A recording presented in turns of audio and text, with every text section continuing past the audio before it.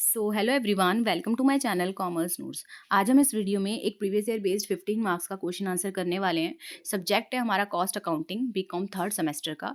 तो स्टार्ट करते हैं कि अगर ऐसा क्वेश्चन आता है तो हमें कैसे करना है, कंसेप्ट यहाँ पे समझेंगे। तो वीडियो पसंद आएगी तो वीडियो को लाइक कर देना, चैनल को सब्सक्राइब कर देना और इस वीडियो को शेयर भी कर देना। तो देखते हैं क्या बोला है कि क्वेश्चन आपको आएगा कि reasons for disagreement in profit disclose by cost accounts and financial accounts.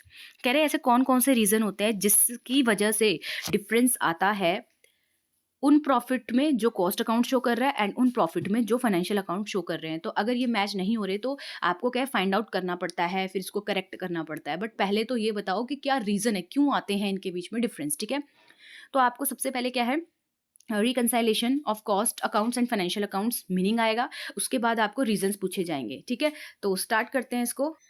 तो स्टार्ट करते हैं। क्या लिखा है कि the main reasons responsible for difference in profit disclose by cost accounts and financial accounts are summarise. तो यहाँ पे हमने लिखे हुए हैं कुछ रीजंस कि क्या मेन रीजंस है।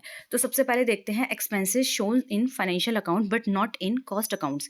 कह रहे कुछ ना एक्सपेंसेस होते हैं जो आप शो करते हो फाइनेंशियल अकाउंट में जब हम फाइनेंशियल अकाउंटिंग करते हैं, बट उनको ना हम शो नहीं करते कॉस्ट अकाउंटिंग में या कॉस्ट अकाउंट्स में। ठीक है, तो वही देखते हैं। तो अब आपने वहाँ तो एक्सपेंसेस माइनस कर दिए बट वहाँ पे आपने नहीं किए, तो डेफिनेटली डिफरेंस तो आने वाला है ना। तो वही देखते हैं कैसे कौन कौन से एक्सपेंसेस है। कह रहे the expenses of purely financial nature. कह रहे कुछ ना एक्सपेंसेस होते हैं जो प्योरली फाइनेंशियल नेचर के होते हैं, जो कि शो किए जाते हैं ओनली इन फाइनेंशियल अकाउंट में, बट उनको ना कॉस्ट अकाउंट्स में नहीं रिकॉर्ड किया जाता।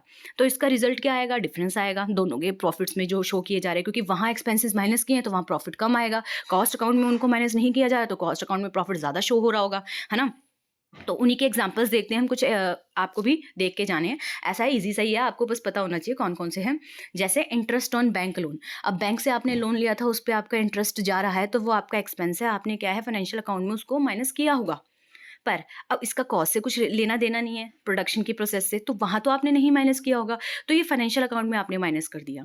दूसरा, डिबेंचर्स पे अगर कोई आपको इंटरेस्ट देना है या कोई फाइन दी है, पेनल्टी दिया है आपने, ठीक है, कोई कैश डिस्काउंट किसी को दिया है, या फिर आपने डैमेजेस की पेमेंट की है, डोनेशन या चैरिटी की है, या expenses of company share transfer office, या फिर कोई intangible asset like goodwill, patent, trademark right of हुआ है, फिक्टिशियस एसेट्स हैं जो लाइक प्रीलिमिनरी एक्सपेंसेस हो गया, ठीक है, अंडरराइटिंग कमीशन हो गया, या डिस्काउंट दिया है शेयर को इशू करने में, डिस्काउंट दिया है डिबेंचर को इशू करने में, या premium on redemption of preference share की जब आपने रिडीम किए प्रेफरेंस शेयर बैक किया तो उसमें कोई प्रीमियम था, फिर कोई एक्सपेंस है जो कि इशू ऑफ शेयर से रिलेटेड है। तो ये सारे ऐसे हैं जो फाइनेंशियल अकाउंट में आपने माइनस कर दिए, पर इसका लेना देना कॉस्ट अकाउंट से नहीं है, तो वहाँ कैसे माइनस करोगे। ठीक है, तो यहाँ पे क्या है, ये कुछ चीजें हैं। सेकंड है losses shown in financial accounts but not in cost account.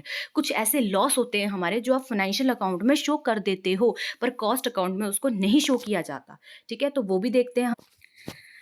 तो क्या बोल रहे हैं कि फॉलोइंग आइटम्स हैं जो लॉसेस हैं नॉर्मली शो किया जाता है फाइनेंशियल अकाउंट्स में ओनली।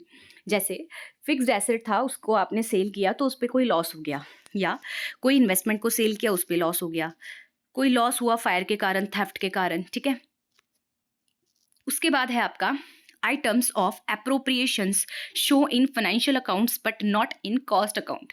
कह रहे कुछ आइटम्स होती हैं अप्रोप्रिएशन के जिसको फाइनेंशियल अकाउंट में दिखा रहे हो आप, पर कॉस्ट अकाउंट्स में नहीं दिखाया, तो डेफिनेटली डिफरेंस आ जाएगा। वो कौन सी आइटम्स होती है, लाइक आपने कुछ आइटम था, सॉरी आपका प्रॉफिट था, तो प्रॉफिट हम ना ट्रांसफर कर देते हैं रिजर्व में, तो आपको P&L अकाउंट से क्या है वहाँ लिखते हो नीचे कि ट्रांसफर ऑफ रिजर्व्स की इतना परसेंट हमने रिजर्व में डाल दिया। तो अब मुझे बताओ कॉस्ट अकाउंट्स में तो ये रिजर्व में ट्रांसफर वाला कोई सीन नहीं होता है। फिर पेमेंट किया आपने इनकम टैक्स का, ठीक है, प्रोविजन आपने कोई बनाया है टैक्सेशन पे, टैक्स पे। फिर है पेमेंट ऑफ डिविडेंड, कोई डिविडेंड दिया आपने शेयर होल्डर्स को, कॉर्पोरेशन डिविडेंड टैक्स दिया आपने, कॉर्पोरेट डिविडेंड टैक्स दिया आपने। Interest on partners capital account, कोई इंटरेस्ट दिया आपने पार्टनर के कैपिटल अकाउंट में। ठीक है, तो ये तो आप कोई कॉस्ट अकाउंट में नहीं लिखते हो, तो डिफरेंस आएगा। फोर्थ है income show in financial account. अब कुछ इनकम भी होती है जो फाइनेंशियल अकाउंट में क्या करते हैं, हम शो करते हैं, पर कॉस्ट अकाउंट में नहीं करते। अब वो कौन कौन सी हैं, तो प्रॉफिट ऑन सेल, प्रॉफिट हो गया एसेट को बेचने में, इन्वेस्टमेंट को बेचने में प्रॉफिट हो गया। ठीक है, रेंट रिसीव कर लिया आपने, इन्वेस्टमेंट में आपको इंटरेस्ट रिसीव हो गया, बैंक डिपॉजिट पे आपको रिसीव हो गया। ठीक है, आपने कहीं डिविडेंड रिसीव कर लिया, या फिर आपको क्या है डिस्काउंट रिसीव हो गया, कमीशन मिल गई, है ना, रिसीव हो गई। तो ये सारी आपकी इनकम्स है जो कि क्या फाइनेंशियल, प्योरली फाइनेंशियल नेचर की और अपने फाइनेंशियल अकाउंट में डाल ली होगी। ठीक है, फिर फिफ्थ है हमारा items include in cost accounts. पर अब देखो, अब कौन से वाले आगे कि कॉस्ट अकाउंट में तो इंक्लूड कर रहे हो बट फाइनेंशियल अकाउंट में नहीं उसको इंक्लूड कर रहे हो। तो कह रहे कुछ आइटम्स होती है ना जो ना कॉस्ट अकाउंट्स में हम डालते हैं बट फाइनेंशियल अकाउंट में नहीं डालते हैं। वो कौन सी है? लाइक कॉस्ट ऑफ कैपिटल हो गया, ठीक है, depreciation on asset fully depreciated in the books but which are still in use, कि कोई एक ऐसा एसेट है जिसको क्या फुल्ली डेप्रिशिएट कर दिया बट स्टिल इन यूज है, ठीक है। फिर क्या है? Notional rent of self owned, कि कुछ जैसे आपके पास कोई खुद की ज़मीन थी, ठीक है, तो उसका जो सेल्फ रेंट है, जो सेल्फ ओन्ड है बिल्डिंग है, उसका रेंट हो गया जिसको यूज़ किया जा रहा है बिजनेस पर्पज़ के लिए, या फिर कोई सैलरी है प्रोप्राइटर की, ठीक है। तो कॉस्ट अकाउंट में क्या है, आप इसको इंक्लूड कर रहे हो। अच्छा जी, अब जैसे ना जो rent of self owned building used in business है कि आपका कोई एरिया था उसको आपने बिजनेस के लिए यूज़ किया पर वो सेल्फ ओन्ड था आपका, मतलब आप ही के पास था। तो अब यहाँ पे जो प्योरली फाइनेंशियल नेचर देखना पड़ेगा और ये फाइनेंशियल अकाउंट में नहीं आएगा तो ये कॉस्ट अकाउंट में आया, कॉस्ट अकाउंट में आया, फाइनेंशियल अकाउंट में नहीं आया तो डिफरेंस आ जाएगा। फिर नेक्स्ट है यहाँ पे अंडर और over absorption of overhead in cost accounts.